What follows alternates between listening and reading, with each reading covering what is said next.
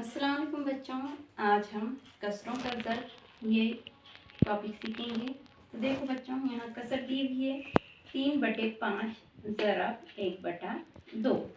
तो कसरों का ज़रब करते वक्त ये बात ज़हन नशीन कर लें कि शुमार कुनिंदे का हासिल ज़रब शुमार कुनिंदे के मकाम पर लिखा जाता है और नसब नुमा का हासिल ज़रब नसब नुमा के मकाम पर लिखा जाता है। तो देखो यहाँ पर 3 शुमार कुनिंदा है, ज़रब दूसरी कसर का शुमार कुनिंदा 1 और नसब नुमा पहली कसर का 5 ज़रब दूसरी कसर का नसब नुमा 2। तो देखो 3 का 3 शुमार कुनिंदे का हासिल ज़रब शुमार कुनिंदे के मकाम पर लिखा गया।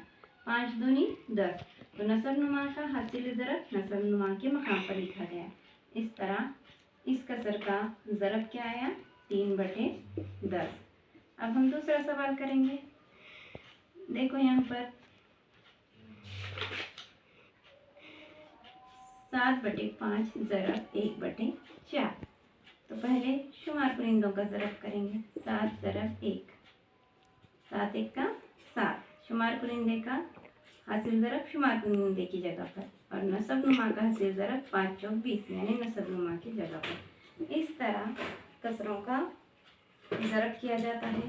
इसके लिए मशक़ी सेट 12 आपको हल करना है। उसके कुछ सवाल हैं यहाँ पर, मैं हल करके आपको बताती हूँ। देखो यहाँ पर सवाल है, दूसरा सवाल है मशक़ी सेट 12 का दूसरा सवाल। मशक़ी सेट 12, इसका दूसरा सवाल है 6/7 ज़रब 2/5। तो देखो हमको इनका ज़रब करना है।